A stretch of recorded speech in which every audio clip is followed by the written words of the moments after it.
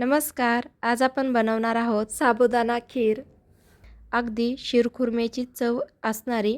नक्की व्हिडिओ शेवटपर्यंत पहा. व्हिडिओ आवडल्यास लाईक, शेअर आणि चॅनलला नवीन असाल तर सबस्क्राईब करा. रेसिपीला सुरुवात करूया.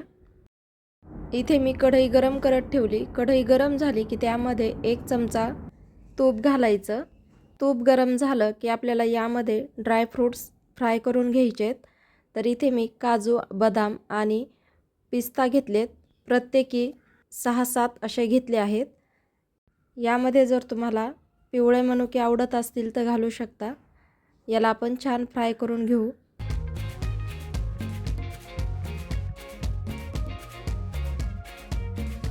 फ्राय झालेत आणि आता आपल्याला 1 वाटी साबुदाणा घालायचा आहे. साबुदाण्यालाही छान फ्राय करून घ्यायचं. साबुदाणा इथे छान फ्राय झाला आहे. आता यामध्ये फुलपात्राने आपल्याला 2 ते 3 फुलपात्र दूध घालायचं आहे. तर इथे गरम केलेलं दूध आहे ते घालते.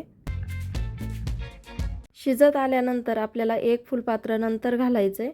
तर आता इथे मिक्स करूया आणि यामध्ये अर्धी वाटी साखर घालू. तर खीर आता तुम्हाला गोड किती आवडती त्यानुसार तुम्ही कमी जास्त साखर घालू शकता. खीर छान शिजत आली. आता यामध्ये आपण केशर काड्या घालणार आहोत.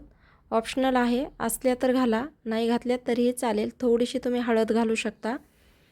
तर आता हे 1 फुलपात्र जे आपण नंतर घालणार होतो तर ते घातलंय.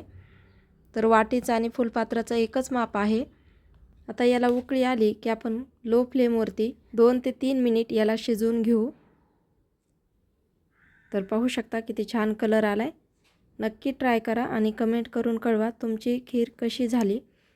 आता शेवटी यामध्ये आपल्याला थोडंसं तूप घालायचं आहे. तर इथे मी 1 चमचा तूप घातलं आहे. यामुळे टेस्ट अजून छान येते.